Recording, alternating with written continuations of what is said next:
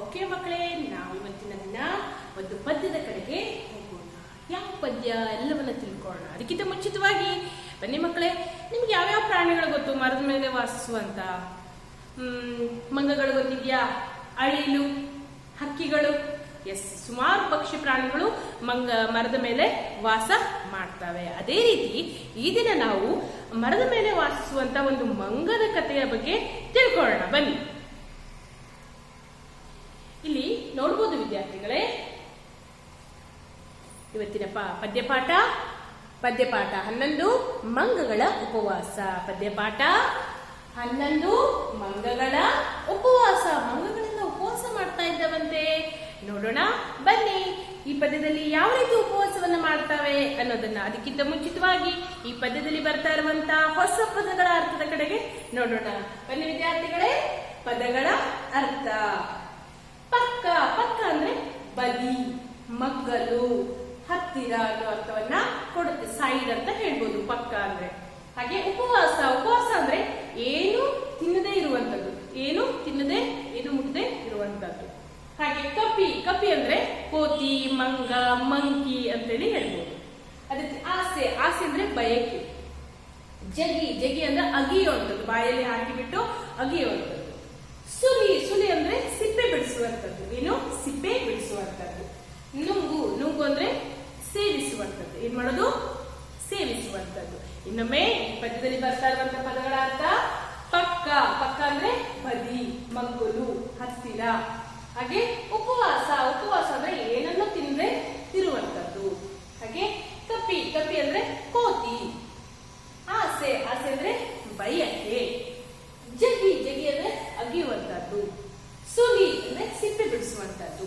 ಹಾಗೆ ಇಲ್ಲಿ ನುಂಗು. ನುಂಗು ಅಂದ್ರೆ ಸೇವಿಸುವಂತದ್ದು. ಇಷ್ಟು ಹೊಸ ಪದಗಳ ಅರ್ಥವನ್ನ ನಾವಿಲ್ಲಿ ತಿಳ್ಕೊಂಡ್ವಿ. ವಿದ್ಯಾರ್ಥಿಗಳೇ, ನಿಮಗೋಸ್ಕರ ಈ ಪದ್ಯವನ್ನ ಬರೆದವರು ಯಾರು ಗೊತ್ತಾ? ನೋಡ್ಬೋದು, ಮಚ್ಚಿಮಲೆ ಶಂಕರನಾರಾಯಣ ರಾವ್. ಯಾರು? ಮಚ್ಚಿಮಲೆ ಶಂಕರನಾರಾಯಣ ರಾವ್ ಅವರು ನಿಮ್ಮ ಪುಟಾಣಿಗಳಿಗೋಸ್ಕರ ಈ ಮಂಗಗಳ ಉಪವಾಸ ಅನ್ನೋ ಪದ್ಯವನ್ನ ಕೊಟ್ಟಿದ್ದಾರೆ. ಇಲ್ಲಿ ನೋಡ್ಬೋದು ವಿದ್ಯಾರ್ಥಿಗಳೇ, ಇಲ್ಲಿ ಮಂಗಗಳೆಲ್ಲ ಮರದ ಮೇಲೆ ಕುತ್ಕೊಂಡಿದ್ದಾವೆ. ತುಂಬಾ ಮಂಗಗಳು ನಮ್ಗೆ ಇಲ್ಲಿ ಕಾಣಿಸ್ತಾ ಇದ್ದಾವೆ. ಈ ಮಂಗಗಳೆಲ್ಲ ಏನ್ ಮಾಡ್ತಾ ಇದ್ದಾವೆ? ಉಪವಾಸವನ್ನ ಮಾಡ್ತಾ ಇದ್ದಾವೆ. ಉಪವಾಸ ಅಂದ್ರೆ ಏನು ತಿನ್ನದೆ ಇರುವಂತದ್ದು. ನೋಡೋಣ ಬನ್ನಿ ಪದ್ಯವನ್ನ ರಾಗವಾಗಿ ಹೇಳುವ ಮೂಲಕ. ಪದ್ಯಪಾಠ 11 ಮಂಗಗಳ ಉಪವಾಸ. ಬಾಳೆಯ ತೋಟದ ಪಕ್ಕದ ಕಾಡೊಳು, ಬಾಳೆಯ ತೋಟದ ಪಕ್ಕದ ಕಾಡೊಳು ವಾಸಿಸುತ್ತಿದ್ದವು ಮಂಗಗಳು, ವಾಸಿಸುತ್ತಿದ್ದವು ಮಂಗಗಳು. ಮಂಗಗಳೆಲ್ಲವೂ ಒಟ್ಟಿಗೆ ಸೇರುತ್ತ ಒಂದು ಉಪವಾಸವ ಮಾಡಿದವು. ಮಂಗಗಳೆಲ್ಲವೂ ಒಟ್ಟಿಗೆ ಸೇರುತ್ತ ಒಂದು ಉಪವಾಸವ ಮಾಡಿದವು. ಇನ್ನೊಮ್ಮೆ, ಬಾಳೆಯ ತೋಟದ ಪಕ್ಕದ ಕಾಡೊಳು ವಾಸಿಸುತ್ತಿದ್ದವು ಮಂಗಗಳು, ವಾಸಿಸುತ್ತಿದ್ದವು ಮಂಗಗಳು. ಮಂಗಗಳೆಲ್ಲವೂ ಒಟ್ಟಿಗೆ ಸೇರುತ್ತ ಒಂದು ಉಪವಾಸವ ಮಾಡಿದವು. ಮಂಗಗಳೆಲ್ಲವೂ ಒಟ್ಟಿಗೆ ಸೇರುತ್ತ ಒಂದು ಉಪವಾಸವ ಮಾಡಿದವು. ಏನು ತಿನ್ನದೆ ಮಟ ಮಟ ನೋಡುತ್ತ, ಏನು ತಿನ್ನದೆ ಮಟ ಮಟ ನೋಡುತ್ತ ಇದ್ದವು ಮರದಲ್ಲಿ ಕುಳಿತಲ್ಲೇ, ಇದ್ದವು ಮರದಲ್ಲಿ ಕುಳಿತಲ್ಲೇ. ನಾಳೆಗೆ ತಿಂಡಿಯ ಈಗಲೇ ಹುಡುಕುವ, ನಾಳೆಯ ತಿಂಡಿಯ ಈಗಲೇ ಹುಡುಕುವ. ಬನ್ನಿರಿ ಎಂದಿತು ಕಪಿಯೊಂದು, ಬನ್ನಿರಿ ಎಂದಿತು ಕಪಿಯೊಂದು. ಹೌದೌದಣ್ಣ ಎಂದೆನುತ, ಹೌದೌದಣ್ಣ ಎಂದೆನುತ ಎಲ್ಲವೂ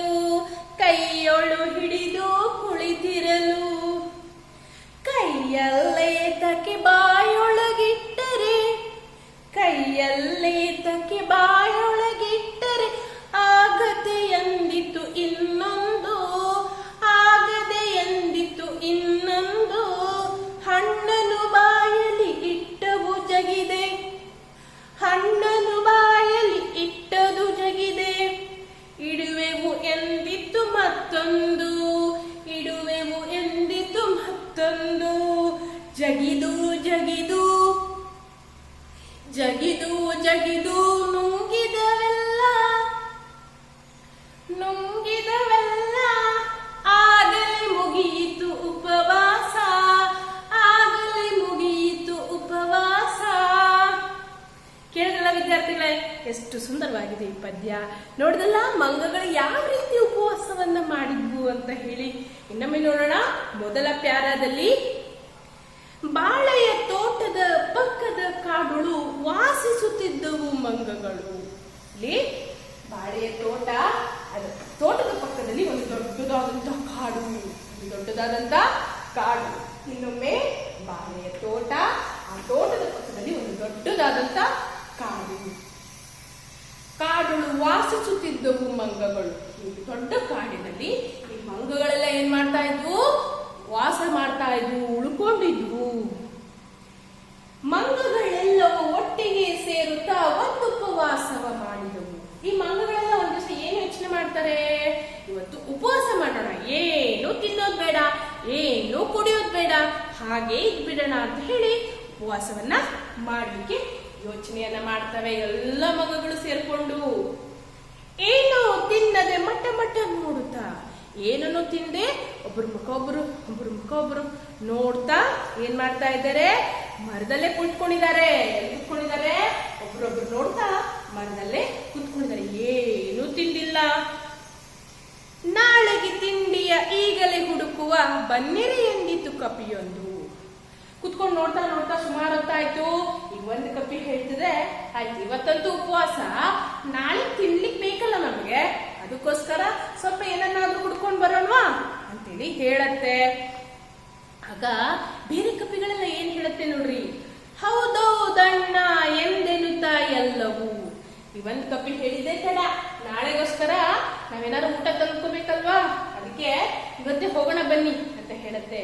ಉಳಿದಿರುವಂತ ಎಲ್ಲಾ ಕಪಿಗಳು ಏನ್ ಮಾಡಿದ್ವು ಗೊತ್ತಾ? ಹೌದೌದು ಬರ್ರಿ, ಹೌದೌದು ಬರ್ರಿ ಅಂತ ಹೇಳಿ ಎಲ್ಲಾ ಕಪಿಗಳು ಏನ್ ಮಾಡಿದ್ರು? ಈಗ ಊಟವನ್ನ, ನಾಳೆಗೋಸ್ಕರ ಊಟವನ್ನ ಹುಡುಕ್ಲಿಕ್ಕೆ ಹೊರಟ್ರು. ಏನ್ ಮಾಡಿದ್ರು? ನಾಳೆಗೋಸ್ಕರ ಊಟವನ್ನ ಹುಡುಕ್ಲಿಕ್ಕೆ ಹೊರಟ್ರು. ಎಲ್ಲಿಗೆ ಹೋಗ್ತಾರೆ ನೋಡ್ರಿ? ಬಾಳೆಯ ತೋಟಕ್ಕೆ ಹಾರಿದವು. ಆ ಕಾಡಿನ ಪಕ್ಕದಲ್ಲಿ ಬಾಳೆಯ ತೋಟ ಇತ್ತಲ್ಲ, ಎಲ್ಲ ಕಪಿಗಳು ಬಾಳೆಯ ತೋಟಕ್ಕೆ ಬಂದ್ಬಿಟ್ವು. ಯಾಕಂದ್ರೆ ತುಂಬಾ ಬಾಳೆಹಣ್ಣು ಬಿಟ್ಟಿದೆ ಅಲ್ಲಿ, ನೋಡ್ಬೋದು, ತುಂಬಾ ಬಾಳೆಹಣ್ಣು ಬಿಟ್ಟಿರುವಂತದ್ದು. ತೋಟದಿ ಬಾಳೆಯ ಹಣ್ಣನ್ನು ನೋಡಲು ಆಸೆಯು ಹೆಚ್ಚಿತು ನೀರೂರಿ. ಈ ತೋಟ ತುಂಬಾ ಬಾಳೆಗೊನೆ ಆಗಿರೋದು ನೋಡಿ, ಆಹಾ ಆಸೆ ಆಗ್ಬಿಟ್ಟಿದೆ. ಯಾರಿಗೆ? ಎಲ್ಲ ಮಂಗಗಳಿಗೆ. ಯಾಕಂದ್ರೆ ಊಟ ಮಾಡಿಲ್ಲ ಇವತ್ತು, ಹಾಗೆ ಇದ್ದಾವೆ. ಸುಲಿದೆ ಇಡುವ ಆಗದೆ ಎಂದಿತು ಆಸೆಯ ಮರಿ ಕಪಿಯೊಂದಾಗ. ಈಗ ಏನ್ ಮಾಡ್ತು? ಬಾಳೆಹಣ್ಣು ನೋಡ್ಬಿಟ್ಟು ಎಲ್ಲ ಬಾಳೆಹಣ್ಣನ್ನ ಕಿತ್ಕೊಂಡು ಏನ್ ಮಾಡಿದ್ವು? ಎಲ್ಲ ಬಾಳೆಹಣ್ಣನ್ನ ಕಿತ್ಕೊಂಡು ಏನ್ ಮಾಡ್ತಾ ಇದಾರೆ? ಕೈಯಲ್ಲಿ ಹಿಡ್ಕೊಂಡಿದ್ದಾರೆ. ಹಿಡ್ಕೊಂಡು ಈಗ ಬಾಳೆಹಣ್ಣು ಸುಂದ್ರೆ ಏನಾಗುತ್ತೆ? ತಿನ್ನೋದೇನ್ ಬೇಡ, ಸುಂದ್ರೆ ಏನಾಗುತ್ತೆ ಅಂತ ಹಿಡ್ಕೊಂಡಿದ್ದಾರೆ. ಯಾರು? ಕಪಿಗಳು. ಆಸೆಯ ಮರಿ ಕಪಿಯೊಂದಾಗ ಹೌದೌದಿರುತ್ತ ಹಣ್ಣನ್ನು ಸುಲಿದವು. ಒಂದ್ ಸಣ್ಣ ಕಪಿ ಏನ್ ಹೇಳತ್ತೆ? ಒಂದ್ ಸಣ್ಣ ಮಂಗ ಕೈಯಲ್ಲಿ ಹಿಡ್ಕೊಂಡಿದ್ದಾವೆ, ಸುಲ್ ಬಿಡೋಣ ಸಿಪ್ಪೆನ, ತಿನ್ನೋದೇನ್ ಬೇಡ ಅಂತ ಹೇಳಿದಾಗ ಉಳಿದಿರುವಂತ ಎಲ್ಲ ಕಪಿಗಳು ಹೌದೌದು ಸರಿ, ನೀ ಹೇಳ್ತಾರೋ ಸರಿ, ಹೌದು ಸಿಪ್ಪೆ ಸುಲಿಯೋಣ ಅಂತ ಹೇಳಿ ಬಾಳೆಹಣ್ಣು ಸಿಪ್ಪೆಯನ್ನ ಸುಲಿತಾವೆ. ಕೈಯೊಳೆ ಹಿಡಿದು ಕುಳಿತಿರ್ಲು. ಈಗ ಏನ್ ಮಾಡಿದ್ದಾರೆ? ಬಾಳೆಹಣ್ಣಿನ ಸಿಪ್ಪೆಯನ್ನ ಸುಲಿದಿದ್ದಾರೆ, ಮತ್ತೆ ಬಾಳೆಹಣ್ಣನ್ನ ಕೈಯಲ್ಲಿ ಹಿಡ್ಕೊಂಡಿದ್ದಾರೆ. ಓಕೆ, ಕೈಯಲ್ಲೇತಕ್ಕೆ ಬಾಯಿ ಒಳಗಿಟ್ಟರೆ ಸುಮಾರತ್ತು ಕೈ ಹಿಡ್ಕೊಂಡು ನೋಡಿ ನೋಡಿ ಆಸೆ ಹೆಚ್ಚಾಗ್ಬಿಟ್ಟಿದೆ. ಏನ್ ಹೇಳ್ತಾರೆ ಗೊತ್ತಾ? ಕೈಯೆಲ್ಲ ಇಟ್ಕೊಳ್ಳೋದು, ಬಾಯಿಲಿ ಇಟ್ಕೊಳ್ಳೋಣ, ತಿನ್ನೋದ್ ಬೇಡ, ಬಾಯಿಲಿ ಇಟ್ಕೊಳ್ಳೋಣ ಅಂತ ಹೇಳಿ ಈಗ ಯೋಚನೆ ಮಾಡ್ತವೆ. ಆಗದೆ ಎಂದಿತ್ತು ಇನ್ನೊಂದು ಮಗ ಹೇಳುತ್ತೆ, ಯಾಕೆ ಕೈಲಿ ಇಟ್ಕೊಳ್ಳೋದು? ನಾವು ಬಾಯಿಲಿ ಇಟ್ಕೊಳ್ಳೋಣ, ತಿನ್ನೋದ್ ಬೇಡ, ಇಟ್ಕೊಳ್ಳೋಣ ಅಂತ ಹೇಳಿ ಇನ್ನೊಂದು ಕಪಿ ಹೇಳುತ್ತೆ. ಹಣ್ಣನ್ನು ಬಾಯಲ್ಲಿ ಇಟ್ಟವು ಜಗಿದೆ ಇಡುವೆವು ಎಂದಿತ್ತು ಮತ್ತೊಂದು. ನಾವು ಬಾಯಲ್ಲಿ ಇಟ್ಕೊಂಡು ಜಗಿಯೋದ್ ಬೇಡ, ಬಾಯಲ್ಲೇ ಇಟ್ಕೊಳ್ಳೋಣ ಅಂತ ಹೇಳಿ ಕಪಿ ಹೇಳುತ್ತೆ. ಎಲ್ಲ ಮಗಳು ಏನ್ ಮಾಡ್ತಾವ ಗೊತ್ತಾ? ಕೈಯಲ್ಲಿದ್ದಂತ ಸುಲಿದ ಬಾಳೆಹಣ್ಣನ್ನ ಬಾಯಲ್ಲಿ ಇಟ್ಕೊಂಡ್ಬಿಡ್ತಾವೆ. ಇಟ್ಕೊಂಡು ಸುಮಾರು ಹೊತ್ತು ಕಾಯ್ತವೆ. ಈಗೇನಾಯ್ತು ಗೊತ್ತಾ? ಜಗಿದು ಜಗಿದು ನುಂಗಿದವೆಲ್ಲ. ಬಾಯಲ್ಲಿ ಇಟ್ಕೊಂಡಂತ ವಸ್ತು ಉಳಿಯತ್ತಾ? ಖಂಡಿತ ಎಲ್ಲ. ಎಲ್ಲಾ ಕಪಿಗಳ ಬಾಯಲ್ಲಿ ಬಾಳೆಹಣ್ಣಿದೆ. ಈಗ ಏನ್ ಮಾಡಕತ್ತು ಗೊತ್ತಾ? ಹಗೂರಾಗಿ ಅಂತ ಜಗಿಲಿಕ್ಕೆ ಶುರು ಮಾಡಿದ್ರು. ಜಗದೇನ್ ಮಾಡಿದ್ವು, ನುಂಗೆ ಬಿಟ್ಟು. ಓಕೆ, ಆಗ್ಲೇ ಏನಾಯ್ತು, ಅವರ ಉಪವಾಸ ಮುಗಿದು ಹೋಯಿತು. ಎಷ್ಟು ಸುಂದರವಾಗಿದೆಯಲ್ವಾ ಈ ಪದ್ಯ. ನಿಮಗೋಸ್ಕರ ಮಚ್ಚಿ ಮಲೆ ಶಂಕರನಾರಾಯಣರವರು ಮಂಗಗಳ ಉಪವಾಸದ ಬಗ್ಗೆ ಕೊಟ್ಟಿದ್ದಾರೆ. ಇನ್ನೊಮ್ಮೆ ನೋಡೋಣ ವಿದ್ಯಾರ್ಥಿಗಳೇ. ಒಂದು ಬಾಳೆ ತೋಟದ ಪಕ್ಕದಲ್ಲಿ ಒಂದು ಕಾಡು ಇತ್ತು. ಆ ಕಾಡಿನಲ್ಲಿ ತುಂಬಾ ಮಂಗಗಳು ವಾಸ ಮಾಡ್ತಾ ಇದ್ವು. ಒಂದ್ ದಿವಸ ಏನ್ ಮಾಡ್ಕೊಂಡ್ವು, ಉಪವಾಸ ಮಾಡೋಣ ಅಂತ ಹೇಳಿ ಉಪವಾಸ ಮಾಡ್ಲಿಕ್ಕೆ ಶುರು ಮಾಡಿದ್ವು. ಸುಮಾರು ಹೊತ್ತಾಯ್ತು. ಈಗ ಒಂದ್ ಕಪಿ ಹೇಳತ್ತೆ, ಇವತ್ತೊಂದು ಉಪವಾಸ, ನಾಳೆಗೆ ಊಟ ಬೇಕಲ್ವಾ, ಕುಡ್ಕೊಂಡ್ ಬರೋಣ ಬನ್ನಿ ಅಂತ ಹೇಳತ್ತೆ. ಅವಾಗ ಎಲ್ಲ ಮಂಗಗಳು ಓಕೆ ಒಪ್ಕೊಂತವೆ.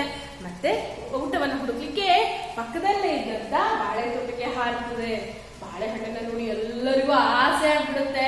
ಎಲ್ಲ ಬಾಳೆಹಣ್ಣನ್ನ ಕಿತ್ಕೊಂತಾರೆ. ಕಿತ್ಕೊಂಡು ಕೈಯಲ್ಲಿ ಹಿಡ್ಕೊಂಡು ಸಿಪ್ಪೆ ಸುಲಿದ್ರೆ ಹೇಗೆ ಅಂತ ಹೇಳತ್ತೆ ಒಂದು ಮಂಗ. ಎಲ್ಲ ಮಂಗಗಳು ಹಾ ಸಿಪ್ಪೆ ಸುಲಿಯೋಣ ಅಂತ ಸುಲಿತವೆ. ಸಿಪ್ಪೆ ಸುಲ್ಕೊಂಡು ಕೈಯಲ್ಲಿ ಹಿಡ್ಕೊಂತವೆ. ಕೈ ಹಿಡ್ಕೊಂಡು ಸುಮಾರು ಹೊತ್ತಾದ್ಮೇಲೆ ಇನ್ನೊಂದು ಮಂಗ ಹೇಳುತ್ತೆ, ಕೈ ಹಿಡ್ಕೊಳ್ಳೋದು ಯಾಕೆ, ಬಾಯಲ್ಲಿ ಇಟ್ಕೊಳ್ಳೋಣ, ಜಗಿಯೋದು ಬೇಡ ಅಂತ ಹೇಳುತ್ತೆ.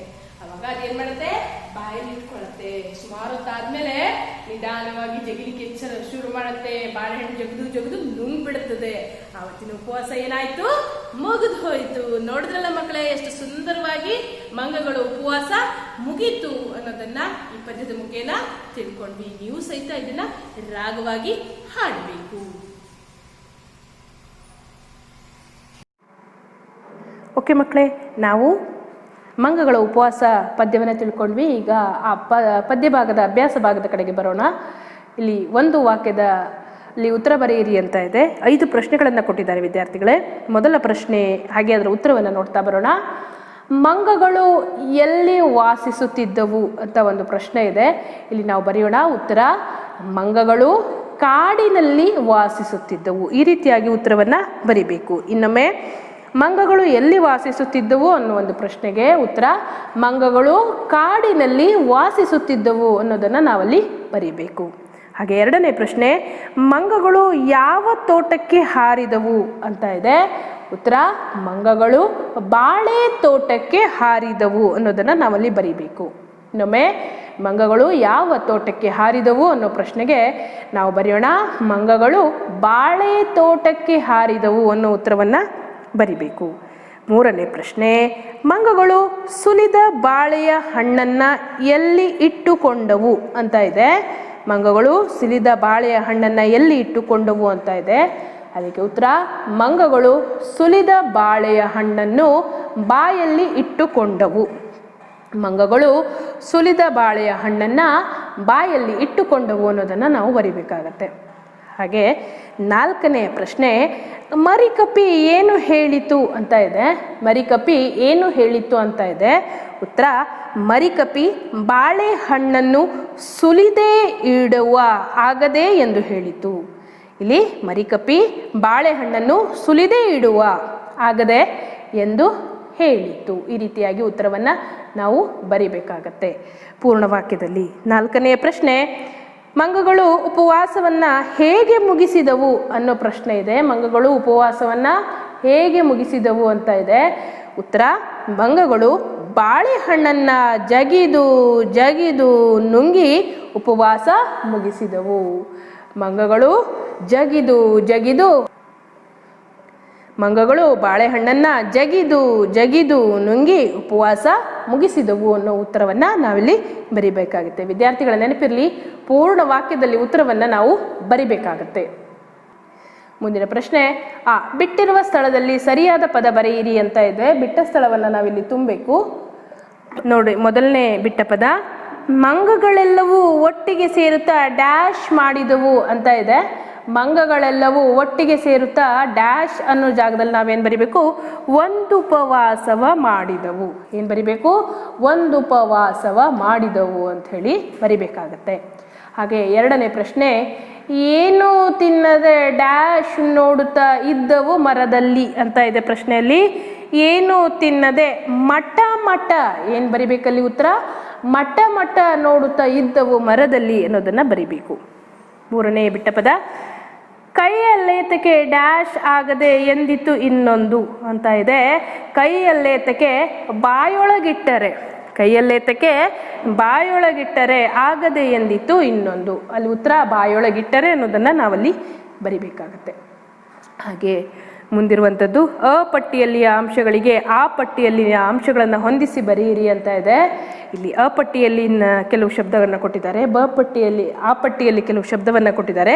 ಹೊಂದಿಸಿಬಿಟ್ಟು ಮುಂದೆ ಉತ್ತರವನ್ನು ಬರಿಬೇಕು ಖಾಲಿ ಕೊಟ್ಟಿರುವಂಥ ಸ್ಥಳದಲ್ಲಿ. ಅ ಪಟ್ಟಿಯಲ್ಲಿರುವಂಥ ಶಬ್ದ ಒಂದು ಉಪವಾಸವ, ನಾಳೆಗೆ ತಿಂಡಿಯ, ಆಸೆಯು ಹೆಚ್ಚಿತು, ಹೌದೌದೆನ್ನುತ್ತ. ಇನ್ನೊಮ್ಮೆ ಒಂದು ಉಪವಾಸವ, ನಾಳೆಗೆ ತಿಂಡಿಯ, ಆಸೆಯು ಹೆಚ್ಚಿತು, ಹೌದೌದೆನ್ನುತ್ತ ಅಂತ ಇದೆ. ಆ ಭಾಗದಲ್ಲಿ ಹಣ್ಣನ್ನು ಸುಲಿದವು, ನೀರೂರಿ ಮಾಡಿದವು, ಈಗಲೇ ಹುಡುಕುವ. ಈ ರೀತಿ ಮೊದಲು ನಾವು ಇದಕ್ಕೆ ಹೊಂದಿಸೋಣ. ಒಂದು ಉಪವಾಸವ ಮಾಡಿದವು ಅನ್ನೋಕ್ಕೆ ನಾವಿಲ್ಲಿ ಹೊಂದಿಸೋಣ. ಹಾಗೆ ಇಲ್ಲಿ ಬರೆಯೋಣ ಮಾಡಿದವು ಅನ್ನೋದನ್ನು ಉತ್ತರವನ್ನು ಬರೆಯೋಣ. ಹಾಗೆ ಎರಡನೇದು ನಾಳೆಗೆ ತಿಂಡಿಯ, ಇದಕ್ಕೆ ನಾವು ಈಗಲೇ ಹುಡುಕುವ. ಇಲ್ಲಿ ಈಗಲೇ ಹುಡುಕುವ ಅನ್ನೋ ಉತ್ತರವನ್ನು ನಾವು ಹಾಕೋಣ. ಇಲ್ಲಿ ಬರೆಯೋಣ ಖಾಲಿ ಬಿಟ್ಟಂಥ ಸ್ಥಳದಲ್ಲಿ ಈಗಲೇ ಹುಡುಕುವ ಅಂತ ಹೇಳಿಬಿಟ್ಟು. ಹಾಗೆ ಮೂರನೇದು ಆಸೆಯು ಹೆಚ್ಚಿತು ಅಂತ ಶಬ್ದ ಇದೆ. ಅದಕ್ಕೆ ನಾವು ನೀರೂರಿ, ಆಸೆಯು ಹೆಚ್ಚಿತು ನೀರೂರಿ ಅನ್ನೋದನ್ನು ಮಾರ್ಕ್ ಮಾಡೋಣ. ಇಲ್ಲಿ ನೀರೂರಿ ಅಂತ ಬರೆಯೋಣ. ಹಾಗೆ ಹೌದೌದೆನ್ನುತ್ತಾ ಅನ್ನೋ ಶಬ್ದ ಇದೆ. ಅದಕ್ಕೆ ನಾವೇನು ಮಾಡೋಣ, ಹಣ್ಣನ್ನು ಸುಲಿದವು, ಹಣ್ಣನ್ನು ಸುಲಿದವು. ಇಲ್ಲಿ ಹಣ್ಣನ್ನು ಸುಲಿದವು ಅನ್ನೋದನ್ನು ಬರಿಬೇಕು. ಅದೇ ರೀತಿ ಕೆಳಗಿನ ಪದವನ್ನು ಉಚ್ಚರಿಸಿ ಅಂತ ಇದೆ. ಮಠ ಮಠ, ಹೌದೌದು, ಜಿಗಿದು ಜಗಿದು ಜಗಿದು. ಈ ರೀತಿ ಶಬ್ದಗಳನ್ನು ಉಚ್ಚಾರ ಮಾಡಬೇಕು. ವಿದ್ಯಾರ್ಥಿಗಳೇ, ನೀಟಾದ ಅಕ್ಷರದೊಂದಿಗೆ ನಿಮ್ಮ ಕನ್ನಡ ಫೇರ್ಬುಕ್ಕಲ್ಲಿ ಇದನ್ನೆಲ್ಲ